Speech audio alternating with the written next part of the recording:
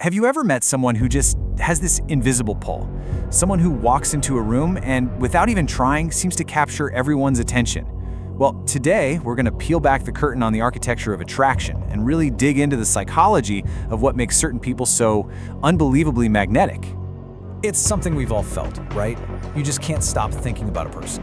You find yourself replaying conversations, wondering what they're up to. But here's the thing, that pull, it's not random, not at all. It's actually driven by some very specific psychological triggers that create this intense focus, this fixation. So what is really going on inside our heads? And the good news is, this isn't some unknowable magic or a dark art. These incredibly powerful feelings are actually rooted in psychological principles that are, believe it or not, understandable and even predictable. They're like these subtle levers that influence our attention and our desires in ways most of us don't even realize are happening. So today, we're going to break down 4 of the most powerful levers out there. First, the incredible power of a pre-built reputation. Then we'll get into the allure of a strategic aura of mystery. After that, we'll talk about the magnetic pull of true confidence. And finally, we'll tackle the really potent technique of engineering emotional highs and lows. This is pretty much our roadmap for understanding the whole architecture of attraction. Okay, first up, reputation. This is easily one of the most powerful tools of influence, mainly because it does all the heavy lifting for you before you even walk into the room. Seriously, what people hear about you often carries way more weight than anything you could say about yourself. It totally sets the stage for every single interaction you have after that. And what's so crucial to get here is that a reputation, it isn't just a list of facts. It's a story. It's a pre-built narrative that creates the very lens people see you through. It actually triggers a cognitive bias known as the halo effect. Once that lens is in place, everything you do, everything you say, gets filtered through it to confirm the story they've already heard. And here's a perfect example of how it works in the real world. Imagine someone tells you your new coworker is a genius, right? Then you meet them, and they're pretty quiet. You don't think, oh, they're awkward or shy. No, you think, wow, they must be deeply contemplating some complex problems. Their reputation has already framed their behavior in the best possible light. Their silence literally becomes profound. All right, let's move on to our second lever, which kind of builds on the first, creating an aura of mystery. See, the human brain is basically a pattern recognition machine. It loves solving puzzles. So when it's given incomplete information, it feels this almost compulsive need to fill in the blanks. And that burning need to know, that is an incredibly powerful form of attraction. This quote just nails it, doesn't it? The less you reveal, the more people wonder. When you're a completely open book, there's nothing left for anyone to discover. But when you strategically hold a little bit back, you're basically inviting other people to invest their own mental energy into figuring you out. You become a puzzle they just have to solve. I mean, think of it like a great novel. If the author just told you the entire plot in the first chapter, would you bother reading the rest?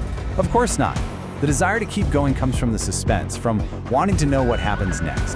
The exact same principle applies to people. A little bit of mystery keeps them turning the pages. Okay, on to our third lever, the confidence magnet. Now this one is less about the words you say and way more about how you carry yourself. Confidence is this powerful, non-verbal broadcast. It signals value, competence, and stability. And it's a trait that instinctively people are just drawn to.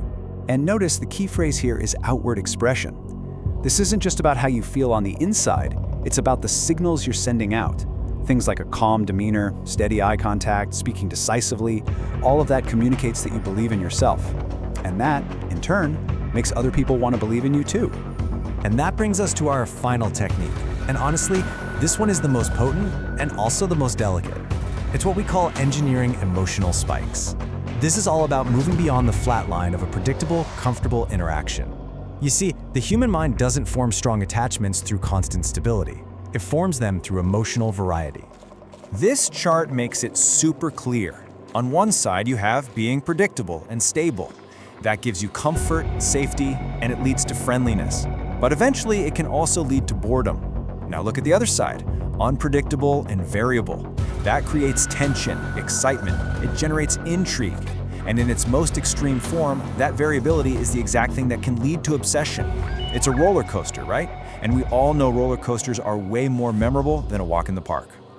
So we've walked through these 4 really powerful psychological levers. But understanding how they work is only half the story. with this kind of knowledge, well, it comes with a pretty serious responsibility. We have to talk about the ethics of it all. We have to shift from just the how to the much more important question of why and when. Let's be perfectly clear about this. These techniques tap into some of the most fundamental parts of human psychology.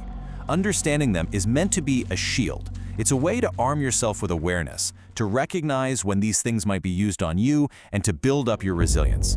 This is knowledge for protection, not a toolkit for exploitation.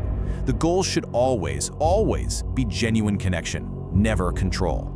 And that really brings us to our final thought. You now have a better understanding of some of the deep-seated mechanisms that drive human attraction and fixation. And that kind of knowledge, it's a form of power. So the question that's left, the one that only you can answer, is this: how are you going to use it?